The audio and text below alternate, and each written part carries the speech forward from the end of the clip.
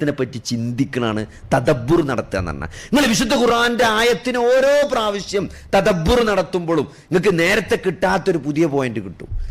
ഈ ആയത്തുകൾ നോക്കി, ഈ ആയത്തിൽ അല്ലാഹു സുബ്ഹാനഹു വ തആല എന്ത് പറഞ്ഞിട്ടില്ല? കർഷകനെ പറ്റി, കർഷകന്റെ ആ ചെടികൾ വളർന്നു വന്നു എന്നാണ്. ആ മഴ കൊണ്ടു എന്താണ്, കമസലി ഗൈസിൻ അഅജബൽ കുഫാറ നബാതുഹു, ഒരു പാകമായ മഴ പോലെയാണ്. ആ മഴ കർഷകനെ ആശ്ചര്യപ്പെടുത്തി. കാരണം അവന്റെ ചെടികളൊക്കെ അങ്ങോട്ട് വളർന്നു, ആ വിത്തുകൾ മുളച്ച് നല്ല ഉഷാറായിട്ട് കായ്ച്ചു വന്നു എന്നാണ്. എന്നിട്ട് വിളവെടുപ്പിനെ പറ്റി പടച്ചോൻ പറയില്ല, സുമ്മ യഹീജു ഫതറാഹു മുസ്ഫറ, അതങ്ങോട്ട് നുരുമ്പിച്ച് നശിച്ച് വൈക്കോലായി എന്നാ പറഞ്ഞത്. അതിന്റെ വിളവെടുപ്പിനെ പറ്റി പടച്ചോൻ കാപ്പാൻ മുണ്ടിയിട്ടില്ല, അത് സൈലന്റാണ്. കാരണം വിളവെടുപ്പ് എന്ന് പറഞ്ഞത് ദുന്യാവിലല്ല, ജീവിതത്തിന്റെ വിളവെടുപ്പ് എന്ന് പറഞ്ഞ ആഖിറത്തിലാണ്. ഇവിടെ കൊയ്തതൊന്നും ഇവിടെ കിട്ടുന്ന പടച്ചോ ആർക്കും ഓഫർ നൽകിയിട്ടില്ല അല്ലേ? നിങ്ങൾക്ക് പ്രതിഫലം പൂർത്തിയാക്കി തരുന്ന ഒരു ദിവസം എന്ന് പറഞ്ഞാൽ അത് മരണാനന്തര ദിവസമാണ്. മരണാനന്തര വിചാരണയിലാണ് പ്രതിഫലം പൂർണ്ണമായിട്ട് നൽകപ്പെടുക. ഇവിടുന്ന് ഒരാൾക്കും പ്രതിഫലം പൂർണ്ണമായിട്ട് നൽകപ്പെടൂല. അപ്പൊ അതുകൊണ്ട് അത് പരലോകമാണ്. ആ പ്രതിഫലം രണ്ട് രൂപത്തിലാണ്. എന്താണ്? വഫിൽ ആഖിറതി അദാബുൻ ശദീദുൻ, പരലോകത്ത് കഠിനമായ ശിക്ഷയുണ്ട്. പിന്നെ വമഗ്ഫിറത്തും മിനല്ലാഹി വറിദ്വാൻ, അള്ളാഹുവിന്റെ പാപമോചനമുണ്ട്, അള്ളാഹുവിന്റെ തൃപ്തി ഉണ്ട്. ഈ രണ്ട് ഓപ്ഷനാണ് ഒരാൾക്കുള്ളത്. ഈ രണ്ടൊരു ഓപ്ഷനിൽ ഏതെങ്കിലും ഒരു ഓപ്ഷനാണ് നാളെ ആഖിറത്തിൽ കിട്ടുക. ഒന്നുകിൽ അദാബുൻ ശദീദായിരിക്കും, അല്ലെങ്കിൽ മഗ്ഫിറത്തും വറിദ്വാനായിരിക്കും. അതേത് കിട്ടണമെന്നത് അതിവിടെ കിട്ടൂല. ഇവിടെ ഇതൊക്കെ തുരുമ്പിച്ചാണ് എല്ലാം കഴിഞ്ഞു പോകും. ഇവിടെ ആരും ബാക്കിയാവില്ല. നബി സല്ലല്ലാഹു അലൈഹി വസല്ലമയെ വധിക്കാൻ ശ്രമിച്ചവർ അല്ലേ, അവരിവിടെ ശാശ്വതരായിട്ടില്ല. നബിനോട് പറയണ്ട, അവരിവിടെ ശാശ്വതരാവില്ല. ഒരാൾ നമ്മളെ കൊന്ന് ഈ പ്രത്യയശാസ്ത്രത്തെ എങ്ങനെ അടിച്ചൊതുക്കാൻ ശ്രമിച്ചാലും ഇവിടെ ആരും എന്ത് ചെയ്യാൻ പറ്റില്ല, കാലാകാലം ജീവിക്കാൻ പോണില്ല.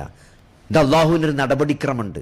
അതുകൊണ്ട് എത്ര വലിയ സമ്പന്നനാണെങ്കിലും, എത്ര വലിയ ദുനിയാവ് നമ്മൾ നേടിയിട്ടുണ്ടെങ്കിലും, എത്ര വലിയ സമ്പത്ത് നമ്മൾ ഉടമപ്പെടുത്തുന്നുണ്ടെങ്കിലും സഹോദരങ്ങൾ, ഇതിനൊക്കെ ചെറിയൊരു ആയുസേ ഉള്ളൂ, ഒരായുസുള്ളൂ.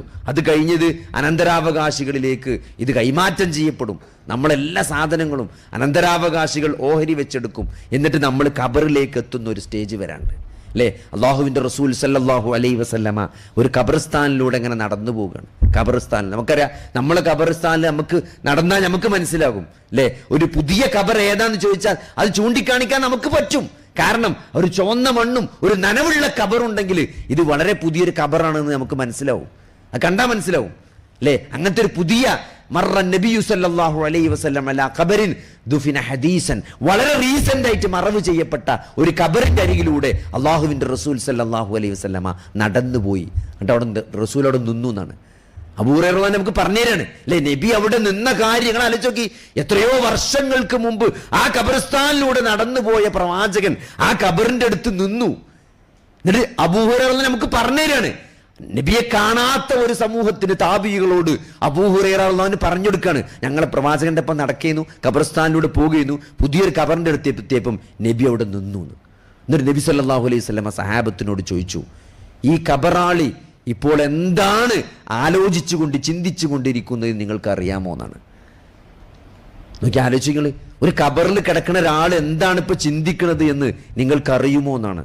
എന്നിട്ട് റസൂൽ സല്ലല്ലാഹു അലൈഹി വസല്ലമ അവരോട് പറയാണ്, നിങ്ങൾക്ക് ബാക്കിയുള്ള നിങ്ങളുടെ ദുനിയാവിൽ, കാരണം ഖബറാളിക്ക് ഇനി ദുനിയാവ് ബാക്കില്ല, ഖബറാളിക്ക് ദുനിയാവ് ബാക്കില്ല, നിങ്ങൾക്ക് ബാക്കിയുള്ള നിങ്ങളുടെ ദുനിയാവിൽ ഏറ്റവും പ്രിയപ്പെട്ടത്, നിങ്ങൾക്ക് ഏറ്റവും പ്രിയപ്പെട്ട അയാൾക്ക് ഏറ്റവും പ്രിയപ്പെട്ടത് 2 റക്അത്ത് സുന്നത്ത് നമസ്കാരമാണ് എന്ന് അയാൾക്ക് മനസ്സിലായിട്ടുണ്ടെന്നാണ്. 2 റക്അത്ത് സുന്നത്ത് നിസ്കരിക്കാൻ എത്ര സമയമാണ് സഹോദരങ്ങൾ? അതിന് എന്ത് വിലയാണ് നമ്മൾ ജീവിതത്തിൽ നൽകിയിട്ടുള്ളത് അല്ലേ? പള്ളിക്ക് അങ്ങനെ കയറി വരുമ്പം ഇക്കാമത്ത് കൊടുക്കാൻ ഒരു 1.5-2 മിനിറ്റ് ബാക്കിയുണ്ടെങ്കിൽ വളരെ കൂളായിട്ട് 1-1.5-2 മിനിറ്റ് കൊണ്ട് നമ്മൾ 2 റക്അത്ത് നവാഫിൽ എന്നാണ് അല്ലാഹു റസൂൽ പറഞ്ഞത്, സുന്നത്ത് നിസ്കാരം വളരെ ഫ്രീ ആയിട്ട് നമ്മൾ ഫാത്തിഹ മാത്രം ഓതിയിട്ട് സ്പീഡായിട്ട് നമ്മൾ നിസ്കരിക്കുന്ന 2 റക്അത്ത് സുന്നത്ത് നമസ്കാരമാണ് നിങ്ങളുടെ ബാക്കിയുള്ള ആയുസ്സിൽ ഏറ്റവും വിലപ്പെട്ടതായിട്ട് അയാൾ മനസ്സിലാക്കിയിട്ടുള്ളതെന്നാണ്. പക്ഷെ അയാൾക്ക് എന്തില്ല? അയാൾക്ക് നിസ്കരിക്കാനുള്ള ഓപ്ഷൻ ഇല്ല. അയാൾക്കൊരു സുബ്ഹാനല്ലാഹ് ചെല്ലാൻ, അധികം ചെല്ലാനുള്ള ഓപ്ഷൻ ഇല്ല. അയാൾ ഖബറിൽ ലോക്കാണ്. അയാളുടെ കർമ്മരേഖ സീല് വെച്ച് കിടക്കാണ്. അതിലാകെ എന്തുള്ളൂ? മക്കൾ വല്ലതും പ്രാർത്ഥിച്ചാലും, എന്തെങ്കിലും മക്കൾ വല്ലതും ചെയ്താലേ അയാൾക്ക് കിട്ടുള്ളൂ. പിന്നെ അയാൾ വല്ല ജാരിയത്തായ വല്ലതും ഈ ദുനിയാവിൽ ബാക്കി വെച്ച് പോയിട്ടുണ്ടെങ്കിൽ അതും അയാളെ ഖബറിലേക്ക് വന്നു ചേരും. വല്ല എത്തീങ്ങാനൊക്കെ വല്ല പള്ളി ഉണ്ടാക്കിയതോ മദ്രസ ഉണ്ടാക്കിയതോ അയാൾ എന്തെങ്കിലും നിലനിൽക്കുന്ന വല്ല സംരംഭങ്ങളും നാട്ടിലുണ്ടാക്കിയിട്ടുണ്ടെങ്കിൽ അതിൻ്റെ പ്രതിഫലം കൃത്യമായി ഖബറിലേക്ക് വരും. അയാളെ മക്കൾ അയാൾക്ക് വേണ്ടി പ്രാർത്ഥിക്കുക എന്തെങ്കിലും ചെയ്താൽ, സൽക്കർമ്മങ്ങൾ ചെയ്താൽ അതും കിട്ടും. അതല്ലാതെ അയാൾക്ക് ഇനി ഒന്നും കിട്ടാനില്ല, ഒന്നും ചെയ്യാനുമില്ല. അങ്ങനെ ലോക്കായിട്ട് നാളെ ഖിയാമത്ത് നാളിനെ പ്രതീക്ഷിച്ച് ഒരു വിചാരണയെ കാത്ത് കെട്ടിക്കിടക്കുകയാണ് ഖബറിൽ. ആ ഒരു സ്റ്റേജിൽ ലോക്കായി നിൽക്കുന്ന അയാൾ എന്തു മനസ്സിലാക്കി? നിങ്ങൾക്ക് ബാക്കിയുള്ള നിങ്ങളുടെ ദുനിയാവിൽ ഏറ്റവും വിലപ്പെട്ടത് 2 റക്അത്ത് സുന്നത്ത് നമസ്കാരമാണ് എന്ന് റിയലൈസ് ചെയ്യുമ്പം, അത് അബൂ ഹുറൈറ റളിയല്ലാഹു അൻഹു അടക്കമുള്ള സഹാബികൾക്ക് അല്ലാഹുവിന്റെ റസൂൽ പറഞ്ഞു കൊടുക്കുമ്പം, അത് ആ സഹാബത്ത് താബിഈകൾക്കും 1400 വർഷം ഇപ്പുറം നിൽക്കുന്ന നമ്മൾക്കും അത് പറഞ്ഞു തരുമ്പം ഈ ജീവിതത്തിന്റെ ലക്ഷ്യത്തെക്കുറിച്ചാണ് അല്ലാഹുവിന്റെ റസൂൽ നമ്മളെ ഓർമ്മപ്പെടുത്തുന്നത്. അതുകൊണ്ട് എന്തെങ്കിലും ജീവിതം എന്നാലും 3 ദിവസമാണ്, 3 ദിവസം, ഇന്നലെ, ഇന്ന്, നാളെ. അത്ര മനസ്സിലാക്കിയാൽ മതി. ഇന്നലെ ഒന്നും ചെയ്യാനില്ല, ഇന്നലെ ചെയ്ത ഒന്നും നമുക്ക് മാറ്റാൻ പറ്റൂല, കഴിഞ്ഞുപോയി. അതിനെ ഓർത്ത് സങ്കടപ്പെട്ട ഒരു കാര്യമില്ല. അത് ഇന്നലെയാണ്, അതിന് ഇടപെടാൻ പറ്റൂല, അത് കഴിഞ്ഞു. ഖദ്ദറല്ലാഹു വമാ ശാഅ ഫഅല. ഒരു വിശ്വാസിയുടെ തീരുമാനം കഴിഞ്ഞു പോയതിനെ കുറിച്ച് ഒരു വിശ്വാസിക്ക് ഒരൊറ്റ നിലപാടേ ഉള്ളൂ, ഖദ്ദറുല്ലാഹ വമാ ശാഅ ഫഅല. അള്ളാഹു ഉദ്ദേശിച്ചത് അള്ളാഹു നടപ്പിലാക്കി. ഞാൻ അതിനെപ്പറ്റി കുറെ ആലോചിച്ച് സങ്കടപ്പെട്ടിട്ട് യാതൊരു കാര്യമില്ല, കഴിഞ്ഞുപോയി. നാളെ നമ്മൾ ഉണ്ടാവും യാതൊരു ഉറപ്പില്ല. ഇന്നാണ് എന്തെങ്കിലും ചെയ്യാൻ പറ്റിയത്, എന്തെങ്കിലും നമ്മളെ ഖബറിലേക്ക് വന്നു ചേരാൻ പറ്റിയ എന്തെങ്കിലും കാര്യങ്ങൾ ചെയ്യാൻ പറ്റിയൊരു സമയമാണിന്ന്. അതിലെന്തെങ്കിലും നമുക്ക് ചെയ്യാൻ പറ്റിയാൽ അത് തന്നെയാണ് ജീവിതത്തിന്റെ ലക്ഷ്യമെന്നത്. അത് എങ്ങനെ ജീവിക്കണം അള്ളാഹുവിന്റെ റസൂലിനെ കുറിച്ച് ആയിഷ റളിയല്ലാഹു അൻഹ പറയണ കാന ഖുലുഖുഹു അൽ ഖുർആൻ. നബിയുടെ ജീവിതം, നബിയുടെ സ്വഭാവം എന്നത് വിശുദ്ധ ഖുർആനാണെന്ന് പറയുമ്പം നബി സല്ലല്ലാഹു അലൈഹി വസല്ലമയുടെ ആ ജീവിതം അത് ഖുർആനാണ്. എന്തൊക്കെ ഖുർആൻ കൽപ്പിച്ചോ അതൊക്കെ അനുഷ്ഠിച്ച, അതൊക്കെ ചെയ്യാൻ കൽപ്പിച്ച, അതൊക്കെ അനുഷ്ഠിച്ച ഒരു പ്രവാചകനെയാണ് നമ്മൾ കാണുന്നത്, അല്ലെ? നബിന്റെ നിസ്കാരം എടുത്തു നോക്കി, നബിന്റെ സ്വതക്ക എടുത്തു നോക്കി, എല്ലാ കാര്യവും ഒക്കെ ഏറ്റവും ടോപ്പാണ്, അല്ലെ? അത്രയും ദരിദ്രനായ നബി സല്ലല്ലാഹു അലൈഹി വസല്ലമ വീശിയടിക്കുന്ന കാറ്റിനെ പോലെ ദാനധർമ്മങ്ങൾ ചെയ്തു എന്ന് പറയുമ്പം, കിട്ടുന്നതൊക്കെ സ്വതക്ക കൊടുത്തു എന്ന് പറയുമ്പം ആ പ്രവാചകന്റെ ഔദാര്യത്രയങ്ങൾ നോക്കി, അല്ലെ? ആ പ്രവാചകനെ ഉപദ്രവിച്ചവർക്ക് മാപ്പ് കൊടുത്തു എന്ന് പറഞ്ഞപ്പം ആ പ്രവാചകന്റെ സ്വഭാവം സൂറത്തു എന്താണ് കലമിൽ അള്ളാഹിനെ കുറിച്ച് നബിനെ കുറിച്ച് പടച്ചോൻ പറഞ്ഞാണ്. എന്ത്? നബിന്റെ സ്വഭാവത്തെക്കുറിച്ച് ഏറ്റവും നല്ല സ്വഭാവത്തിന്റെ ഉടമയാണ് പ്രവാചകരെ താങ്കൾ എന്ന് സർട്ടിഫിക്കറ്റ് കൊടുക്കുകയാണ്. മക്കം ഫത്തഹിന്റെ അന്ന് നബി സല്ലല്ലാഹു അലൈഹി വസല്ലമ സർവ്വസന്നാഹങ്ങളുമായിട്ട് മക്കയിലേക്ക് വരികയാണ്. ആരാണ് മക്കക്കാര്?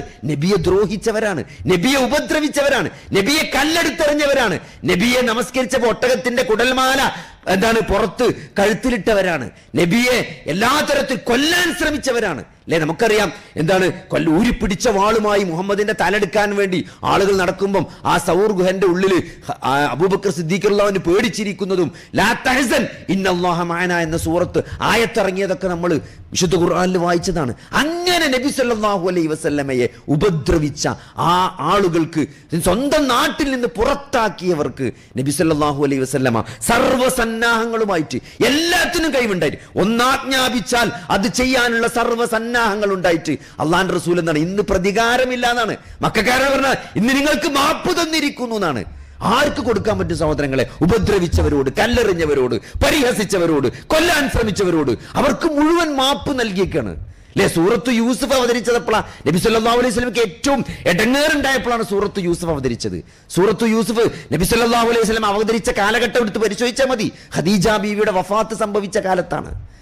അബൂ താലിബ് മരണപ്പെട്ടപ്പോഴാണ്, അല്ലെ? 42 വർഷം നബിയുടെ താങ്ങായി തണലായി നിന്ന അബൂ താലിബ് മുസ്ലിം അല്ലാതെ മരിച്ചു പോകണ്. നിങ്ങൾ ആലോചിക്കണം, 42 വർഷം ആ പ്രവാചകനെ സംരക്ഷിച്ച മനുഷ്യൻ, പ്രവാചകന്റെ ബന്ധു, മൂത്താപ്പ മുസ്ലിം അല്ലാതെ മരിച്ചു പോവുക. നബി കൈഴും നോക്കില്ല ലാ ഇലാഹ ഇല്ലല്ലാഹ് പറയാൻ വേണ്ടിയിട്ട്, പക്ഷെ പറഞ്ഞില്ല.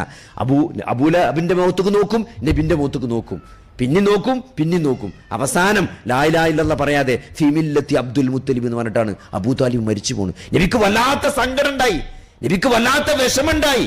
ആയത്തിറങ്ങി, അള്ളാഹു ആയത്തിറക്കി, ഇന്നക ലാ തഹ്ദി മൻ അഹ്ബബ്ത. പ്രവാചകരെ, താങ്കൾ ഇഷ്ടപ്പെട്ട ആളുകളെ ഹിദായത്തിലാക്കാൻ താങ്കൾക്ക് കഴിയുകയില്ല എന്നാണ്.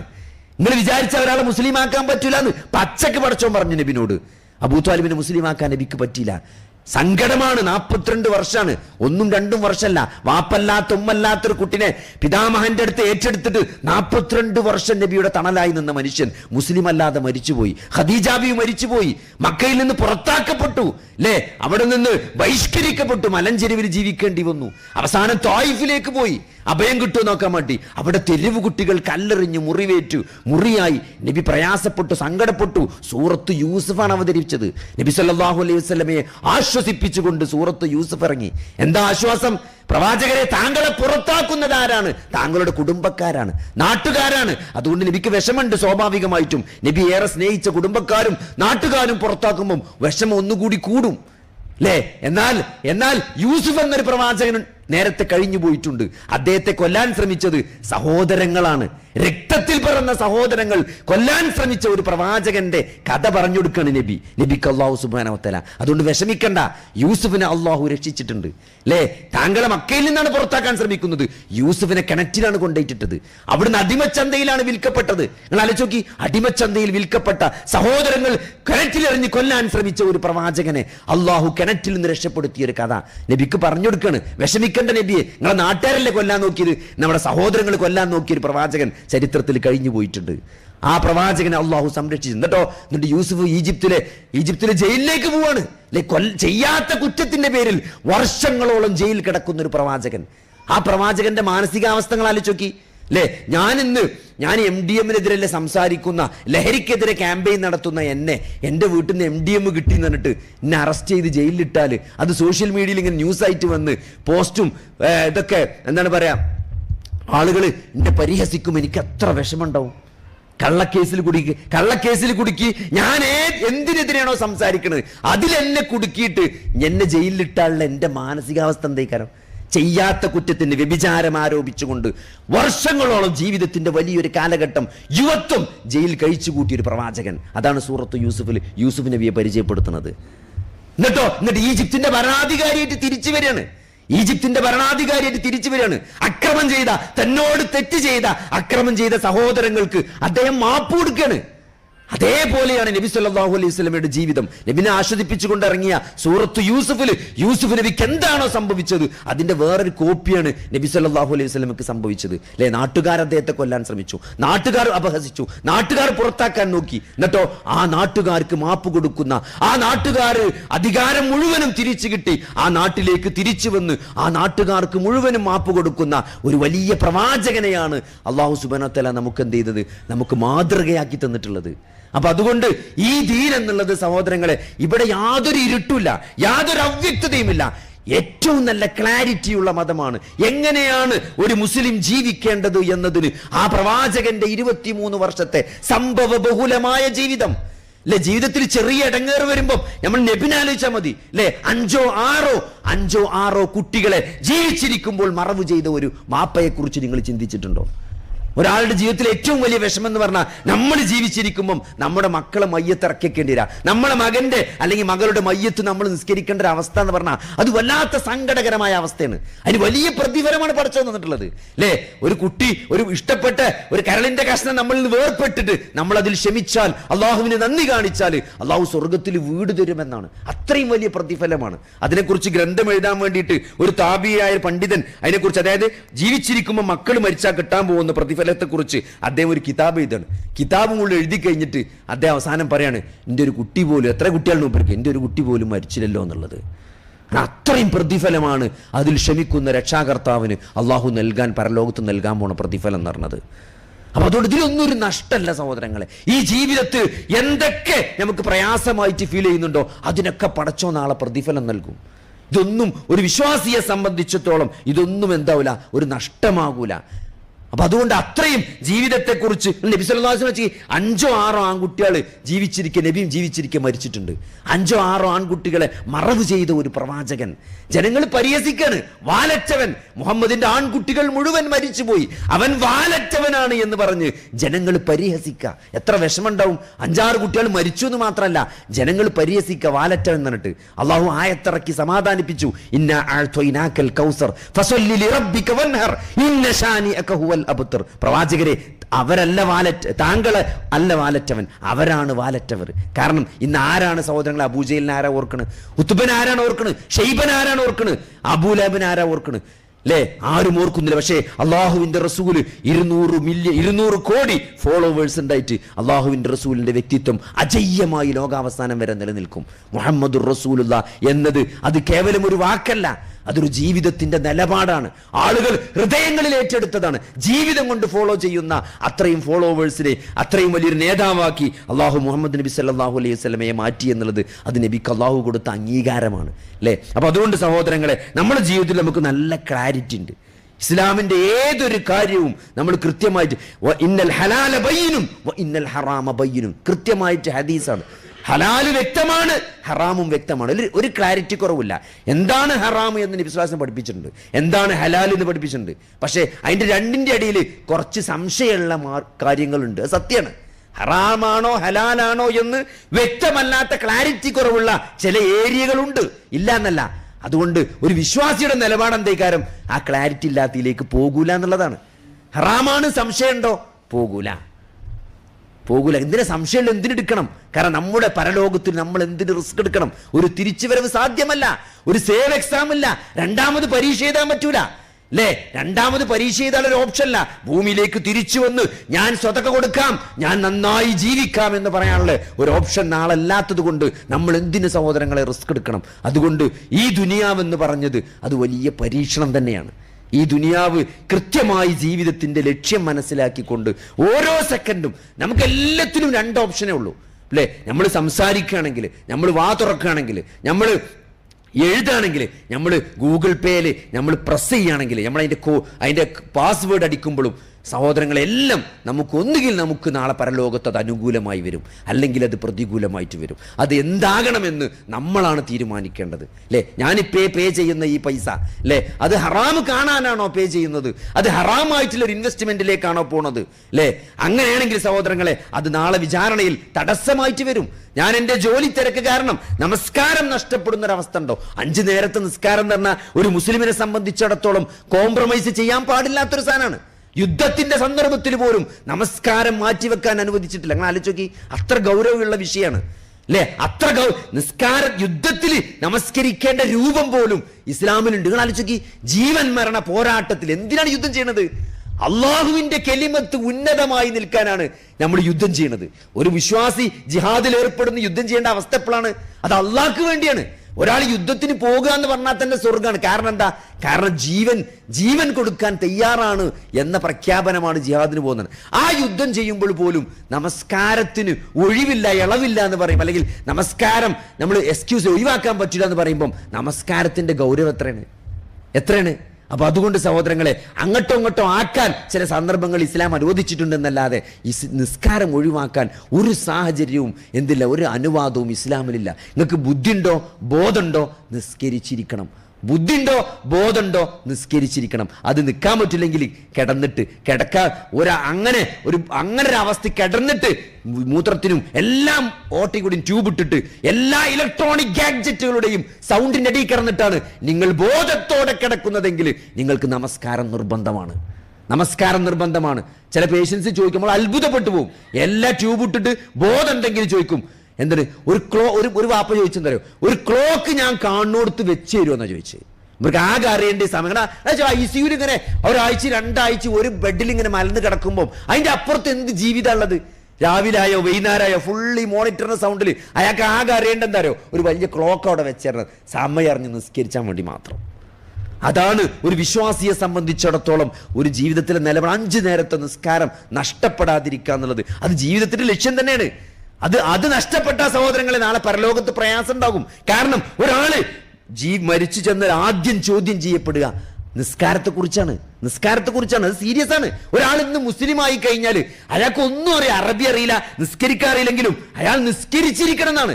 എങ്ങനെയാണോ നിസ്കാരം അയാൾക്ക് മനസ്സിലാകുന്ന രൂപത്തിൽ പറഞ്ഞു കൊടുത്തിട്ട് തക്ബീറൊക്കെ ചൊല്ലി അല്ലാഹു അക്ബർ എന്നെങ്കിലും ആ അല്ലാ എന്നെങ്കിലും ഉച്ചരിച്ചിട്ട് അയാൾ നമസ്കരിക്കൽ നിർബന്ധമാണെന്നാണ് പണ്ഡിതന്മാർ പറഞ്ഞത്. നിസ്കാരം ഒഴിവാക്കാൻ യാതൊരു എക്സ്ക്യൂസും ഇസ്ലാമിലില്ല എന്നുള്ളതാണ്. പക്ഷെ ആ നിസ്കാരം ആലോചിക്ക്, ആ ജമാഅത്തിൽ നമ്മൾ സമയത്ത് തെറ്റി പോകുന്ന അവസ്ഥ, നമ്മൾ നിസ്കാരം സമയത്തെ തൊട്ട് മാറിപ്പോകുന്ന, ദുനിയാവിന്റെ തിരക്കിൽ പെട്ട്, ജോലി കൊണ്ട് അല്ലെങ്കിൽ മീറ്റിങ്ങുകളിൽ പെട്ട് നമസ്കാരം പോകുന്ന ഒരു അവസ്ഥ എന്ന് പറഞ്ഞാൽ അത് പരീക്ഷണമാണ്. ആ നമസ്കാരം അവിടെ നഷ്ടപ്പെട്ടു എന്നുള്ളത്, നമ്മൾ ആ പരീക്ഷണത്തിൽ പരാജയപ്പെട്ടു എന്നുള്ളതാണ്. അപ്പൊ അതുകൊണ്ട് സഹോദരങ്ങളെ, നാളെ ഞാൻ നേരത്തെ പറഞ്ഞ പോലെ ഖബറിൽ ലോക്കായി കിടക്കുമ്പം ഇതൊക്കെ തിരിച്ചറിയും, ഇതൊക്കെ നമ്മൾ മനസ്സിലാക്കും. പക്ഷേ രണ്ടാമത് തിരുത്താനോ ഒരു സുബ്ഹാനല്ലാഹ് പോലും ചെല്ലാനുള്ള ഒരു അനുവാദം അല്ലെങ്കിൽ ഒരു സാധ്യത ആ ഖബറിൽ ഇല്ല എന്നുള്ളതാണ്. വെറുതെ അല്ലല്ലോ മഹാനായ ഉസ്മാൻ ഇബ്നു അഫ്ഫാൻ റളിയല്ലാഹു അൻഹു ഖബർ കാണുമ്പോൾ കരഞ്ഞു എന്ന് ഹദീസിൽ കാണാൻ പറ്റും. ഖബർ കാണുമ്പോഴും ഖബറിനെ പറ്റി കേൾക്കുമ്പോഴും കരഞ്ഞിട്ട് താടി രോമങ്ങളിലൂടെ കണ്ണീരിങ്ങനെ ഉറ്റിറ്റ് വീഴുമെന്നാണ്. നബി സല്ലല്ലാഹു അലൈഹി വസല്ലമയുടെ സദസ്സിൽ പരലോക ശിക്ഷയെ പറ്റി പറയുമ്പോഴൊന്നും ഇല്ലാത്തൊരു കരച്ചിലാണ് ഖബർ കാണുമ്പോഴും ഖബറിനെ പറ്റി പറയുമ്പോഴും ഉസ്മാൻ റളിയല്ലാഹു അൻഹു കരഞ്ഞിരുന്നത് എന്നാണ്. സഹാബത്ത് ചോദിക്കുമായിരുന്നു എന്നാണ്, എന്താണ് ഉസ്മാൻ ഖബറിനെ പറ്റി, ഖബർ കാണുമ്പോഴും ഖബറിനെ പറ്റി പറയുമ്പോഴും നരകശിക്ഷയെ പറ്റി പറയുമ്പോൾ ഇല്ലാത്തൊരു കരച്ചിൽ താങ്കൾക്ക് എന്താണ് ഖബറിനെ പറ്റി പറയുമ്പോഴും ഖബർ കാണുമ്പോഴും എന്ന് ചോദിച്ചപ്പം അദ്ദേഹം കൊടുത്തൊരു മറുപടി ഉണ്ട്. അള്ളാന്റെ റസൂല് പറയുന്നത് ഞാൻ കേട്ടിട്ടുണ്ട്, ഖബർ എന്ന് പറഞ്ഞാൽ നാളെ പരലോകത്തെ ആദ്യത്തെ വീടാണ്. അവിടെ ആർക്കെങ്കിലും കാര്യങ്ങൾ എളുപ്പമായാൽ അവിടുന്ന് അങ്ങോട്ടൊക്കെ കാര്യങ്ങൾ അതിനേക്കാൾ എളുപ്പമായിരിക്കും. ഖബറിൽ എളുപ്പമാണെങ്കിൽ അവിടുന്ന് അങ്ങോട്ടൊക്കെ എളുപ്പമായിരിക്കും. ഖബറിൽ പ്രയാസമാണെങ്കിൽ അവിടുന്ന് അങ്ങോട്ട് കട്ടപ്പുകയ്ക്കാരം, അവിടുന്ന് അങ്ങോട്ട് പ്രയാസം തന്നെ ആയിരിക്കും. ആലോചിക്കി ആ അവസ്ഥയിൽ നമ്മൾ ഖബറിൽ കിടക്കുന്ന ഒരു സിറ്റുവേഷൻ ആലോചിച്ച് നോക്കി. കാരണം ഇനി ഒന്നും മാക്കില്ല, ഒന്ന് നിസ്കരിക്കാൻ പറ്റില്ല, നോമ്പ് വിൽക്കാൻ പറ്റില്ല, സ്വതക്ക ചെയ്യാൻ പറ്റില്ല, അമല് ചെയ്യാൻ പറ്റില്ല, കർമ്മങ്ങളൊക്കെ ലോക്കായി കഴിഞ്ഞു. ഇനി എന്താണ് ബാക്കിയുള്ളത്? ഒരു വിചാരണ മാത്രമാണ് ഇനി ബാക്കിയുള്ളത്. ആ വിചാരണ എങ്ങോട്ട് അടുക്കുക എന്ന് ഏകദേശം സൂചന കിട്ടിയിട്ടുണ്ടാവും. അള്ളാഹുവിന്റെ കാരുണ്യം മാത്രം പ്രതീക്ഷിച്ചിട്ടാണ് പിന്നെ ആ ഖബറിൽ കിടക്കുന്നത്. അതുകൊണ്ടാണ് ഉസ്മാൻ ഇബ്നു അഫ്ഫാൻ അള്ളാഹുവിന്റെ ഖബർ കാണുമ്പോൾ കരഞ്ഞത്, ഖബർ ഓർത്തിട്ട് കരഞ്ഞത്, ഖബറിനെ പറ്റി കേൾക്കുമ്പോൾ കരഞ്ഞത്. പക്ഷേ അത് വെറും ഒരു കരച്ചിൽ അവസാനിക്കണില്ല, അത് കർമ്മങ്ങളിലൂടെ ആ ഖബറിലേക്ക് അദ്ദേഹം നേടിയിട്ടുണ്ട്. മസ്ജിദുൻ നബവി എക്സ്പാൻഡ് ചെയ്യാൻ വേണ്ടിയിട്ട് സ്ഥലം ആര് വാങ്ങിക്കൊടുക്കുന്നു ചോദിച്ചപ്പം മസ്ജിദുൻ നബിയോട് ചേർന്ന് നിൽക്കുന്ന യഹൂദന്റെ സ്ഥലം അന്നത്തെ ആയിരക്കണക്കിന് സ്വർണ്ണ ദീനാർ കൊടുത്ത് മസ്ജിദുൻ നബവിക്ക് വാങ്ങിക്കൊടുത്തത് മഹാനായ ഉസ്മാൻ ഇബ്നു അഫ്ഫാനാണ്. ഇന്നും ആ മസ്ജിദ് നബവിയിൽ നടക്കുന്ന നിസ്കരിക്കുന്ന ആളുകളുടെ പ്രതിഫലം അദ്ദേഹത്തിന് കിട്ടിക്കൊണ്ടിരിക്കുകയാണ് അല്ലേ. മദീനക്കാർക്ക് വരൾച്ചയാണ്, വെള്ളമില്ലാത്തൊരവസ്ഥയിൽ യഹൂദന്റെ കിണറ്റിൽ മാത്രമാണ് വെള്ളമുള്ളത്. ആ കിണർ ആര് മുസ്ലിങ്ങൾക്ക് വാങ്ങിക്കൊടുക്കും എന്ന് ചോദിച്ചപ്പം അന്നത്തെ കാലത്ത് ആയിരക്കണക്കിന് ദീനാർ കൊടുത്തിട്ട് ആ കിണർ മുസ്ലിങ്ങൾക്ക് വാങ്ങിക്കൊടുത്തത് മഹാനായ ഉസ്മാൻ ഇബ്നു അഫ്ഫാൻ റളിയല്ലാഹു അൻഹു. തബൂക്കിലേക്ക് സൈന്യത്തെ അയക്കാൻ വേണ്ടി സാമ്പത്തികമായി വലിയ പ്രയാസമുണ്ട്. അല്ലാഹുവിന്റെ മാർഗത്തിൽ സമ്പത്ത് തബൂക്കിന് വേണ്ടി ചെലവഴിക്കുമെന്ന് പറഞ്ഞപ്പം അന്നത്തെ ആയിരക്കണക്കിന് സ്വർണ്ണ ദീനാർ തബൂക്ക് യുദ്ധത്തിന് വേണ്ടി ചെലവഴിച്ച മഹാനായ ഉസ്മാൻ ഇബ്നു അഫ്ഫാൻ റളിയല്ലാഹു അൻഹു. അതുകൊണ്ട് ഖബർ കാണുമ്പോൾ ഉസ്മാൻ വെറുതെ കരഞ്ഞതല്ല സഹോദരങ്ങളെ റളിയല്ലാഹു അൻഹു, അദ്ദേഹം കരഞ്ഞതിൽ കാര്യമുണ്ട്. അതേപോലെ സഹോദരങ്ങളെ നമ്മുടെ ഖബറിലേക്ക് എന്തുണ്ട് എന്നുള്ളതാണ്. എന്തുണ്ട് ഈ പ്രൊഫഷണൽ ജീവിതത്തിൽ, തിരക്ക് പിടിച്ച ജീവിതത്തിൽ നമ്മൾ ദുനിയാവ് കുറെ ഒരുപക്ഷെ നേടിയിട്ടുണ്ടാകാം, പക്ഷേ ആ ദുനിയാവ് നമ്മുടെ ആഖിറത്തിന് ഒരു തടസ്സമായിട്ടുണ്ടോ എന്നുള്ളതാണ്. നമ്മുടെ ആഖിറത്തിലെ അപ്പോൾ ദുനിയാവ് എന്നത് എന്തല്ല, ഒരു ലക്ഷ്യമായി മാറും, അതൊരു മാർഗമാണ്.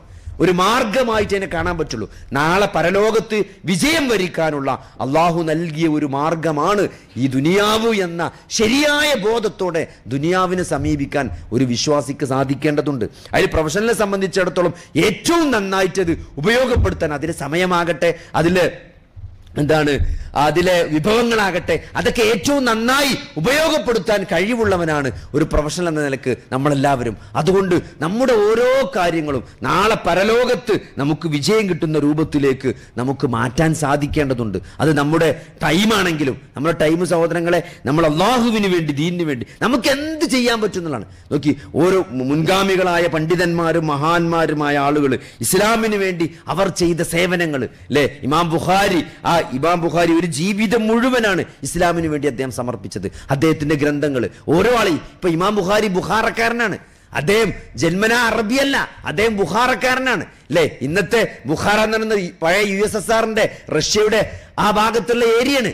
അവിടേക്ക് സഹോദരങ്ങളെ ഇസ്ലാം അത് അബ്ബാസിയ കാലഘട്ടത്തിലൊക്കെ ഇസ്ലാം വന്നതാണ്. അങ്ങനെ മുസ്ലിമായ ഒരു വ്യക്തി, നിങ്ങൾ ആലോചിച്ച് നോക്കി, അങ്ങനെ മുസ്ലിമായ ഒരു വ്യക്തി ഖുർആനും ഹദീസൊക്കെ പഠിച്ച് ഇന്ന് നമ്മളെല്ലാവരും റെഫറൻസ് ആയിട്ട് സ്വീകരിക്കുന്ന, ഫോളോ ചെയ്യുന്ന ഇമാം ബുഖാരിയുടെ സഹീഹുൽ ബുഖാരി രചിച്ചെങ്കിൽ അത്ര വലിയ സേവനമാണ് അവർ ഇസ്ലാമിന് നൽകിയത് അല്ലേ. ഇമാം തൊബരി ഏറ്റവും വലിയ തഫ്സീർ എഴുതിയ ആളാണ് ഇമാം തൊബരി. ഇസ്ലാമിക ലോകത്ത് അറിയപ്പെടുന്ന മുഫസ്സിരീങ്ങളിലാണ് തൊബരി. തൊബരിസ്ഥാൻ എന്ന സ്ഥലത്താണ് അദ്ദേഹം ജനിച്ചത്. അദ്ദേഹം ഇസ്ലാമിന് വേണ്ടി എന്താണ്, അദ്ദേഹം നേരത്തെ പറഞ്ഞ പോലെ അതും ഈ റഷ്യയുടെ ഭാഗത്തുള്ള സ്ഥലമാണ് തബരിസ്ഥാൻ എന്ന് പറഞ്ഞാൽ. അദ്ദേഹം കാസ്പിയൻ കടലിന്റെ തീരത്തുള്ള ഒരു നാടാണ് ഈ തൊബരിസ്ഥാൻ.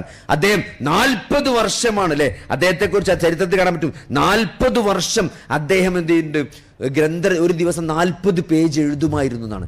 40 വർഷം തുടർച്ചയായിട്ട്. ഇന്ന് നിങ്ങൾ ആലോചിച്ച് നോക്കി, ഇന്ന് എത്രയോ സംവിധാനങ്ങൾ നമുക്കുണ്ട്, വോയിസ് ടൈപ്പിംഗ് ഉണ്ട്, എങ്ങനെ നമുക്ക് ടൈപ്പ് ചെയ്യാം. നിങ്ങൾക്ക് ഒരു 40 പേജ് ഒരു ദിവസം എഴുതാൻ കഴിയുമെന്ന്? 40 വർഷം തുടർച്ചയായിട്ട് ഒരു ദിവസം 40 പേജ് എഴുതിയ വ്യക്തിയാണ്. അന്ന് എഴുത്ത് അത്രയും ബുദ്ധിമുട്ടായ കാലത്ത് മഷീൽ മുക്കി തൂവൽ കൊണ്ട് തോലുമ്പലും എലമ്പലും എഴുതിയ ഒരു കാലത്ത് 40 പേജ് എഴുതിയ മഹാപണ്ഡിതനാണ് ഇമാം തൊബരി റഹ്മത്തുള്ളാഹി അല്ലേ. അതുകൊണ്ട് സഹോദരങ്ങളെ, അവരൊക്കെ ബാക്കി വെച്ച ഒരു പൈതൃകമുണ്ട് ഇസ്ലാമിന്, ലിഗസി ഉണ്ട് അല്ലെ. അവരൊക്കെ ഇമാം നവവിയുടെ റിയാദുസ് സ്വാലിഹീൻ എന്ന ഗ്രന്ഥം, അതിന്റെ മുഖദ്ദിമയിൽ ഇമാം നവവി പറയുന്നുണ്ട് എന്തിനാണ് ആ ഷെയ്ഖ് ഈ ഇമാം നവവി റിയാദുസ് സ്വാലിഹീൻ എഴുതിയെന്ന് പറയുന്നത്. എന്തിനാ എഴുതിയത്?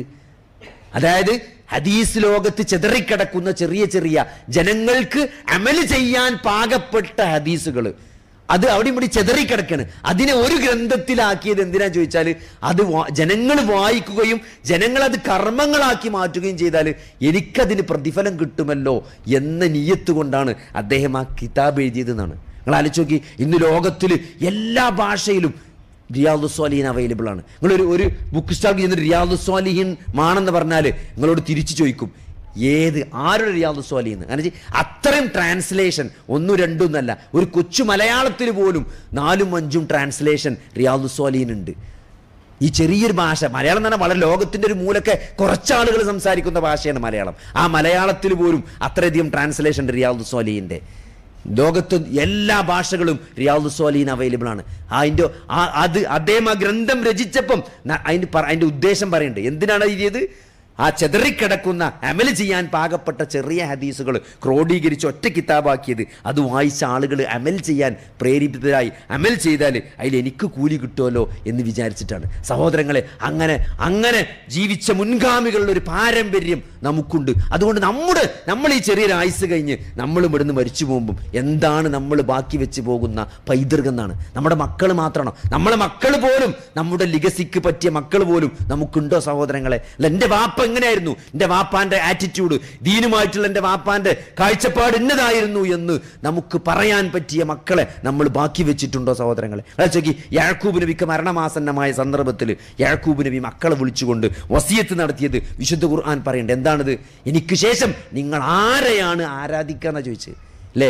ആ സ്വത്തെന്താ ചെയ്യുക, ഈ സ്വത്തെന്താ ചെയ്യുക, മറ്റേ മോക്ക് അവിടുത്തെ കൊടുക്കണം, ഓക്ക് ഇവിടെ ആ കാൾടെക്സിന്റെ അവിടെയുള്ള 10 സെന്റ് ഓക്ക് കൊടുക്കണം എന്ന് പറയാനല്ല യാക്കൂബ് നബി മക്കളെ വിളിച്ചത്. എനിക്ക് ശേഷം നിങ്ങൾ ആരെയാണ് ആരാധിക്കുക എന്നുള്ളത്.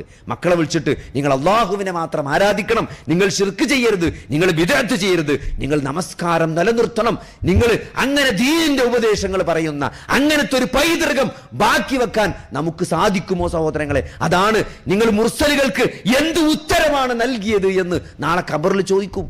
എന്താണ് പ്രവാചകൻ എന്തുത്തരമാണ് ജീവിതം കൊണ്ട് നമ്മൾ നൽകിയത്? മുസ്ലിം എന്ന പേര് സ്വീകരിച്ചിട്ട് സഹോദരങ്ങളെ ജീവിതം കൊണ്ട് നമ്മൾ ഒരു മുസ്ലിമായി നമ്മൾ ജീവിച്ചിട്ടുണ്ടോ? നമ്മൾ ഇസ്ലാമോഫോബിയ പേടിച്ചുകൊണ്ട്, ആളുകളെ പേടിച്ചുകൊണ്ട് അങ്ങനെ ചെയ്താൽ പ്രശ്നം, ഇങ്ങനെ ചെയ്താൽ പ്രശ്നം വെച്ചിട്ട് ദീനിന്റെ അടയാളങ്ങൾ ഒളിപ്പിച്ചു വെച്ച് ദീന് പുറത്തു പറയാൻ, ഞാനൊരു മുസ്ലിമാണെന്ന് പ്രഖ്യാപിക്കാൻ നമുക്ക് മടിയുണ്ടോ സഹോദരങ്ങളെ? ഇൻഫീരിയോറിറ്റി കോംപ്ലക്സ് ഉണ്ടോ? എങ്കിൽ സഹോദരങ്ങളെ വലിയ ദുരന്തത്തിലേക്കാണ് നമ്മൾ പോകുന്നത്. വമൻ അഹ്സനു ഖൗലൻ മിമ്മൻ ദഅ ഇലല്ലാഹി വഅമില സ്വാലിഹൻ വഖാല ഇന്നനി മിനൽ മുസ്ലിമീൻ.